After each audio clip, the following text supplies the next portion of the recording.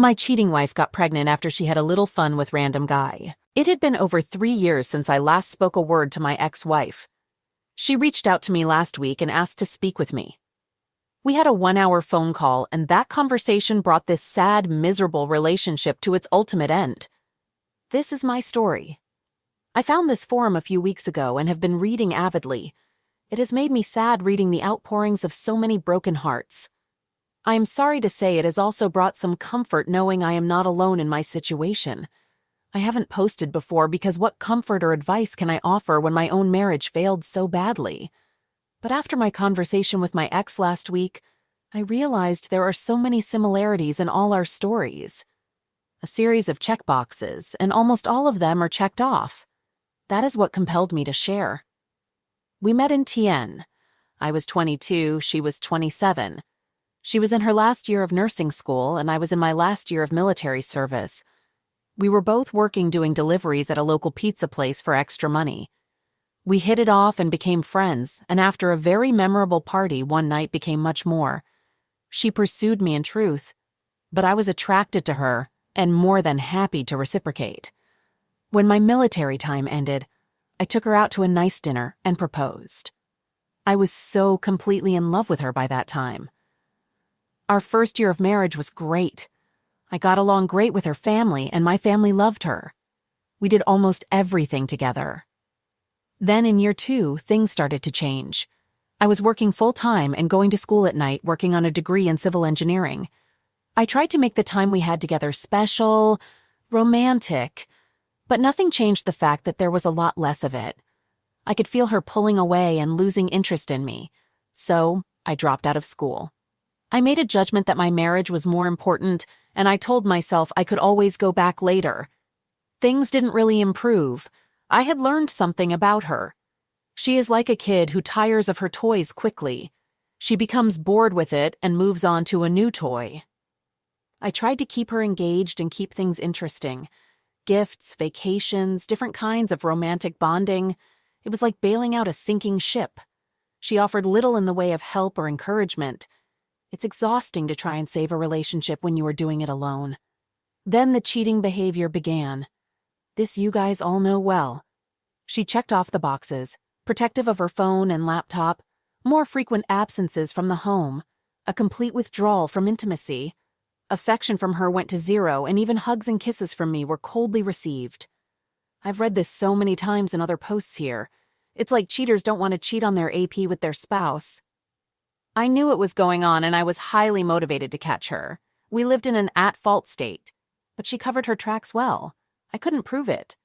I think she noticed I was checking out of the marriage. All my attempts at initiating affection, or heck, even talking to her for that matter, stopped. After that, she tearfully confessed to an inappropriate relationship with a coworker. She swore it was never physical. She made a lot of promises and apologies. I had never heard the term trickle truth before coming here, but I suspect I was served up a hot bowl of it, with a side of blame shifting. She wanted to work on us. She wanted counseling for us. I believed her. Or at least I chose to believe her. My heart and my intellect were not on speaking terms. We went to MC for a few weeks. That seemed to make her uncomfortable, because the counselor asked some very probing questions about the EA. I think she suspected, as I did, there was more to it. She discontinued after 4 sessions, but we seemed to be doing better. It was almost like I had my old wife back. I was very happy and decided to put all my unproven suspicions behind me. This lasted about 6 months until the cycle began to repeat itself. Once again, she checked all the boxes like before. I confronted her about it twice. She blew it off as stress on her part or immaturity, a favorite thing for her to throw in my face over the whole relationship because of our age gap, on my part. Intimacy between us stopped as she lost all interest in it and in me. And then it happened. I came home and found her at home early. She was sitting on our bed crying. I sat with her and asked her, almost begged her, to please talk to me. She told me she was pregnant. For a fleeting moment, I was overjoyed. Then my brain began to engage. I suddenly remembered how long it had been since we had intimacy. I could see it in her face. I asked her how far along. 8 weeks. It had been over 4 months since we had last been intimate. I got up and left the room. She ran after me. Looking back and comparing the conversation that followed against the accounts of people's experiences on this very subforum, I am amazed how WS all say the same things. It was just that one time. It didn't mean anything.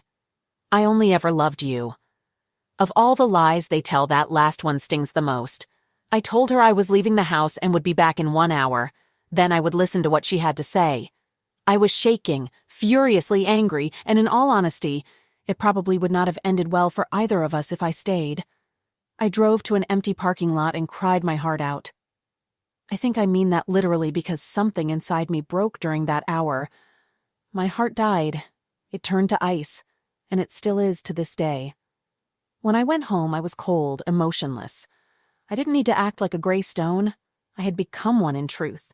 She insisted we could get past this. She saw how happy I was when she first told me before I realized. She commented on how we had wanted to start a family. She threw the baby's innocence in my face and how she would need a father. This went on for nearly 20 minutes as I sat and stared at her in complete and emotionless silence. Finally, she looked at me and asked me to please say something.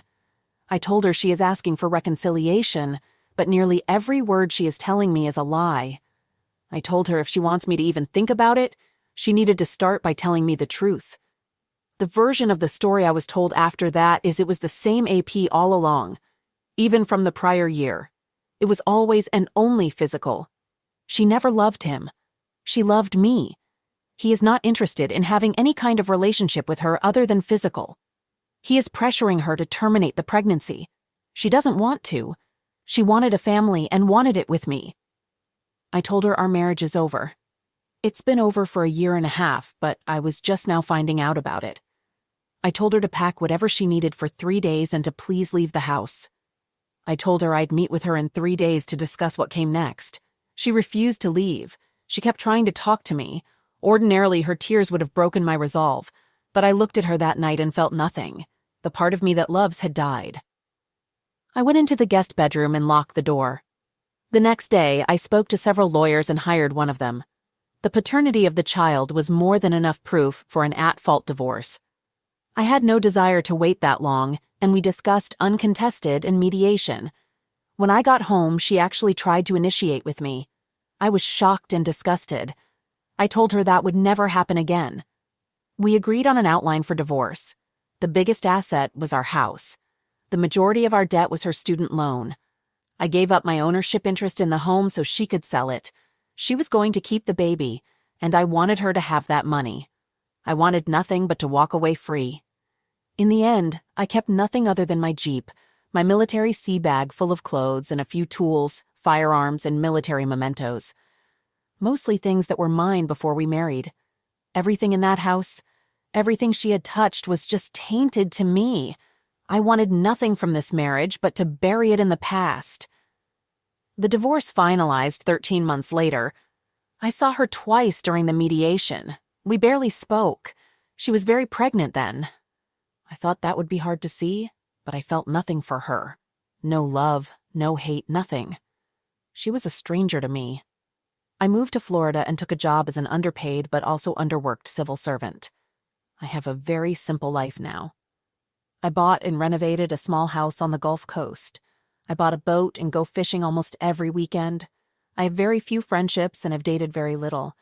I have trust issues now. I really don't enjoy the company of other people. I find myself suspicious of the attentions of women, especially ones I'm attracted to. I'm 27 years old now. I'm very physically fit and some girls find me attractive. But the idea of an intimate relationship with someone, trusting them to that level, I don't think I can do it. Not for a long time anyway. I am the opposite of the man I used to be in almost every way. All my love now is reserved for a happy black Labrador retriever named Stormy. She goes almost everywhere with me. I'm not exactly happy. I still got upset when something triggers me to remember my ex and all that happened. I still sometimes feel a tremendous and overpowering sense of loss. I know I have lost nothing because I really had nothing, but I can't help how I feel. The beauty of my job is I mostly work alone and in the outdoors, and I can often take my dog to work with me. If I haven't found happiness in divorced life, at least I found peace. I'll take it. Last week, the past I thought I'd buried 2 years ago reached out from the grave. She called my cell. I don't know, she got my contact info. It couldn't have been too hard. I wasn't exactly hiding. We spoke for an hour. It was amicable at first, and she made it sound as though she just wanted to see how I'm doing and catch up. But the hidden purpose of the call was to feel me out about some kind reconnection. She gave birth to a healthy baby girl 2 years prior. Paternity was never in question because of the timing. The AP wasn't present for the birth and has had little interaction with his daughter. The life of a single mother is hard, and although she was getting support from the AP, apparently she had to take him to court for it. She was lonely and unhappy. I told her I was sorry to hear she was unhappy, but it was not my problem. I told her she had broken my heart and it was still broken today. I told her in as many words I did not love her, could not love anyone, and wanted nothing to do with her. I said to her that she made all the choices for all of us, for her, for me, and for her daughter. She left me with but one choice, and that was to walk away from her. I asked her not to contact me again. The final similarity between all of our stories on this sub is this. A selfish person made a selfish choice and damaged the lives of 3 people, one of whom had not even been born yet. If there was one thing I wish I could make cheaters understand before they make the selfish choice, is that they are hurting everyone around them and possibly everyone around their AP. But if they are already selfish enough to cheat, it's likely they won't care.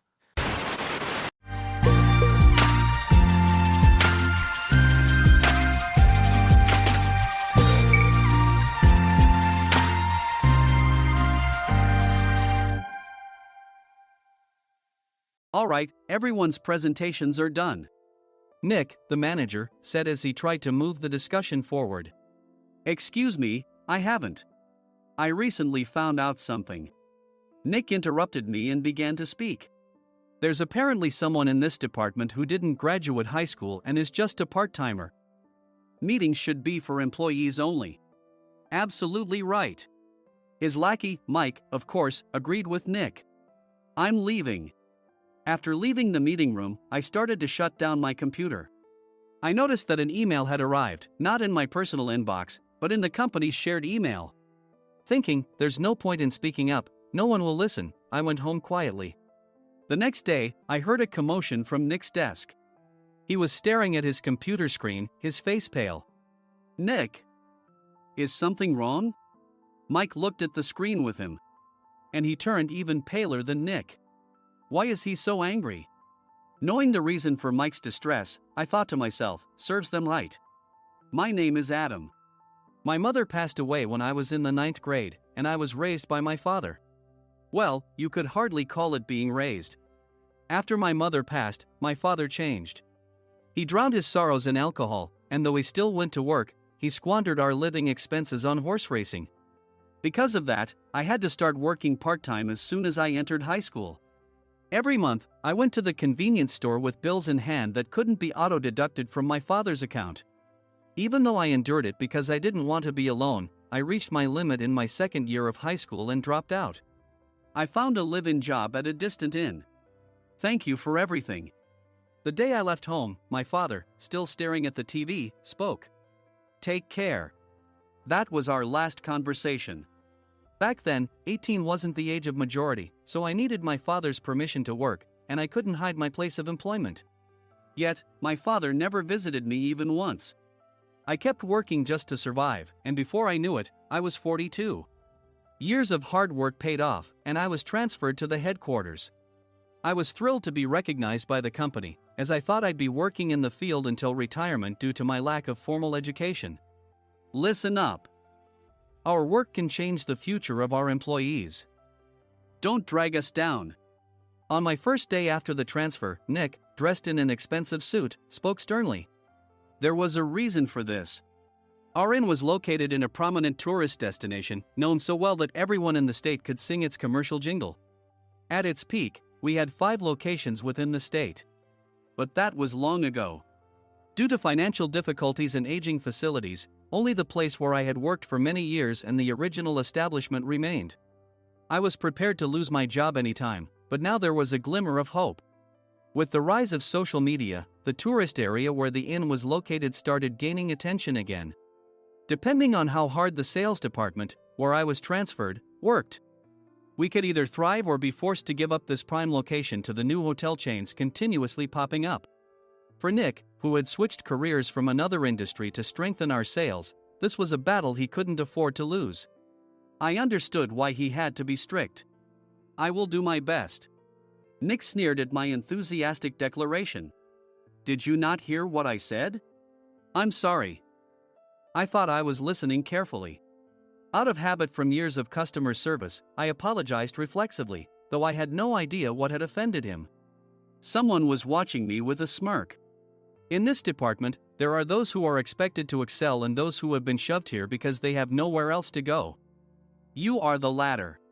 It was Mike, the section chief. He's 7 years younger, at 35. But he was called to headquarters much earlier than I was and had been moving around within the headquarters ever since. I'm not jealous, but I can't accept that he's my boss. Graduating from a prestigious university, he has an unusually high pride and caused many problems as a newbie, making things very difficult for me when I was the front desk leader. When I found out Mike was transferred to the sales department a month before me, I was disheartened. Mike is right. With just a middle school diploma, there's not much you can do. Don't even think about achieving results. As if I didn't exist, Nick remarked, "I'm thirsty." Mike eagerly ran to the coffee maker. It seems Mike is Nick's lackey. I regretted being happy about my transfer to headquarters, wishing I had stayed on site forever. Send a direct mail to every company on this list by the end of the day. Nick only assigned me tasks that even a new graduate could handle. What? There are over 1,000 companies. You want me to send to all of them by today? Yes, if you and your fellow misfits split the work, even those with nowhere else to go should finish by today. I glanced at the employees typing away expressionlessly. They were worn out from customer service, only thinking about leaving on time, or were women reassigned after having children, with zero motivation for work. Even Sam, a new graduate from the same university as Mike, who was supposed to be among the expected achievers, had no enthusiasm for the job, having joined the company wanting to do customer service. "I don't care what they say, I plan to quit any time," he said. Only Nick and Mike were highly motivated, making all the decisions between the two of them. I originally only wanted to work at the inn to survive and had no particular attachment to this job. I swallowed my words, thinking I had no right to reprimand them. About a month after the transfer, Nick told us with a frustrated look, "To commemorate the 50th anniversary, we've decided to create a plan exclusive for one group per day." Originally, Mike and I were supposed to come up with it, but our president, Mr. Thompson, insists on hearing everyone's opinions. "So, you all get a chance." As Nick explained, Mike began handing out prints. "Make sure not to embarrass Nick. If your ideas are half-baked, you'll have to redo them." It seemed that they had printed his handwritten notes by Mr. Thompson, which included several questions and a section for free responses. It made sense why Nick had to seek our input, given that all responses had to be submitted to Mr. Thompson. We were given a week to think about it, and a meeting was scheduled to compile our ideas. My plan is to let guests enjoy both the old and modern America. Nick began the presentations. Guests would watch a master confectioner at a nearby traditional sweet shop make sweets in front of them. The welcome drink would be premium tea in a bottle. Nick's plan was certainly attractive. After his presentation, Nick called on us to present in the order we were seated. Just as I stood up for my turn. "All right, everyone's presentations are done." "Excuse me, I haven't. I recently found out something." Nick interrupted me. "There's someone in this department who didn't graduate high school and is just a part-timer." He was likely talking about me. I joined the company as a part-timer and was made a full-time employee when I turned 20. That was 20 years ago, so Nick and Mike probably had no chance to know until recently. Meetings should be for employees only. Absolutely right. After that, Nick kept creating opportunities to solicit everyone's opinions, purposefully excluding me from speaking. The meeting unexpectedly heated up and went past the scheduled end time. A few people asked to leave, and the discussion continued with the remaining few. Still here? Normally, you'd leave in that situation. Though I had no attachment to the job initially, hearing kind words from customers made me want to make them happier. For someone like me, with nowhere to go, the inn was my home and customer service was my life. I felt pathetic about my current self. I'm leaving. I left the conference room and started shutting down my computer. I noticed an email had arrived, not in my personal inbox, but in the company's shared email. Thinking no one would listen to what I had to say anyway, I quietly went home. The next day, while preparing the DM as instructed, I heard a commotion from Nick's desk.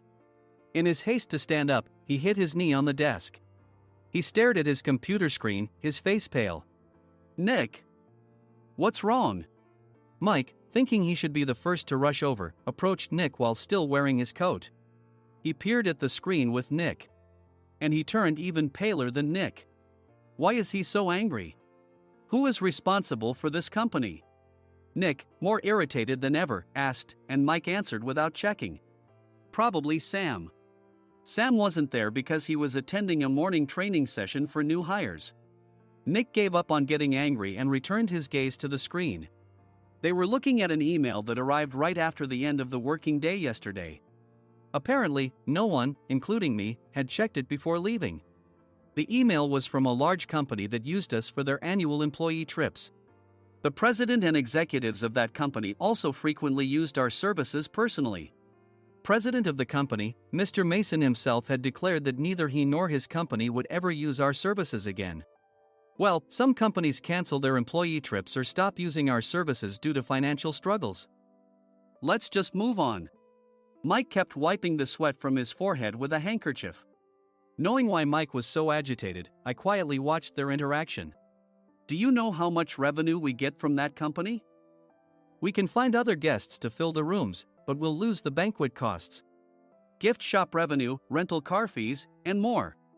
Moreover, the gifts were supposed to be prepared by the traditional confectionery shop involved in Nick's proposed plan. If it's known that we incurred such a huge loss at this critical time, Nick's position in the company would be jeopardized. Nick took a deep breath, seemingly trying to calm himself. All right, Mike. Go to New York right now and apologize to Mr. Mason. What? You're coming with me, right? I have urgent work to do. I trust you, which is why I'm entrusting this to you. Please. Mike, believing Nick's sincerity, agreed with a determined look on his face, saying, yes. That's Nick for you. Even if Mike went to apologize, Nick would shift all the blame onto him if the client didn't change their mind. Well, it was Mike's fault to begin with, so it served him right. About 3 hours later, Sam answered a call from somewhere and repeatedly apologized, saying, I'm very sorry.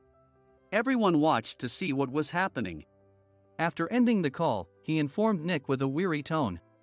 When Mike arrived at the client's company, he only made things worse, further infuriating Mr. Mason. He was demanding, get his boss here immediately.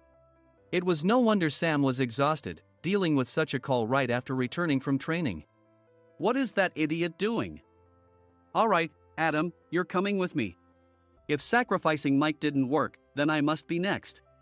Normally, I'd want to refuse at all costs, but I saw an opportunity in this situation. If I can be of assistance, I'd be happy to join you. I immediately followed Nick, and we flew to New York. When we introduced ourselves at the reception, it became clear how serious the situation was. As the receptionist personally escorted us to the president's office. Angry voices leaked through the door, making both Nick and me uneasy. Excuse me. I'm Nick, the supervisor. I understand my subordinate has caused you trouble, and I deeply apologize. Nick, with his experience in the corporate world, knew enough to offer an apology before excuses. However, his customer service skills left much to be desired. I sighed as I saw Mike trembling like a small dog in the corner of the room. What kind of training are you giving your subordinates? Mr. Mason glared at Nick with a red face. The intensity of his gaze made even Nick take a step back. Regrettably, I joined this company only 2 years ago and was unaware of Mike's issues. I should have identified his shortcomings sooner. Indeed. I should have realized sooner. No sensible person would come to apologize and then give a lengthy presentation on the drawbacks of not using their inn. Nick froze, his mouth slightly open.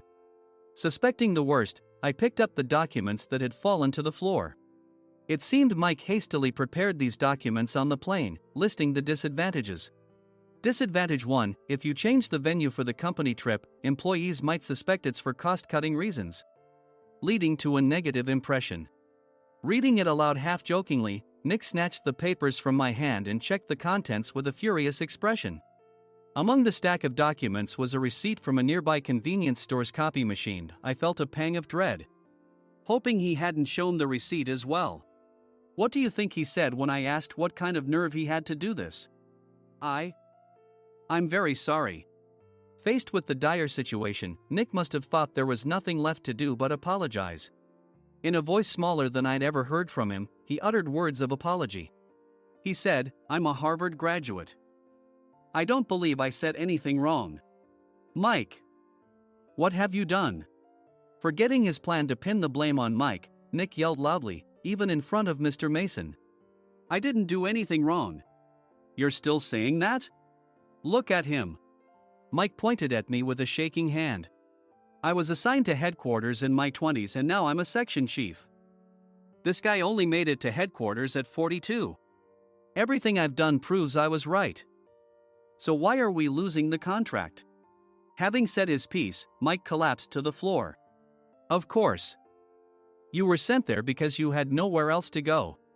Mike never expected to hear such words from someone he looked down upon. He lunged at me, and Nick hurriedly stepped in to stop him. "Mr. Thompson told me Mike is a quick thinker, and to take good care of him." There's no way he was pushed aside. "Don't make things worse here. He didn't say quick thinker, he said only quick-witted, didn't he?" I don't remember that part." I recalled the many troubles Mike caused when he was a newbie. When Mike was on the front line, his pride was so high that he never apologized to customers. Customer service, especially in our job, doesn't work alone. It brings both good and bad situations. If the front staff or housekeepers made mistakes, or the cleaning company didn't properly clean a room, one had to apologize to the customers regardless of personal fault. Mike, in such situations, would never apologize, insisting he wasn't at fault. This often angered customers, and as the front desk leader, I frequently had to apologize on his behalf. He caused complaints and disrupted operations, which is why he was quickly moved to headquarters. In departments where he didn't interact directly with customers, his quick thinking was beneficial and things went well. But it seemed his flaws were starting to show. Corporate reservations are supposed to be entered into the system by the sales representative. But a quick check yesterday revealed that more than 10 items were missing from the client's reservation.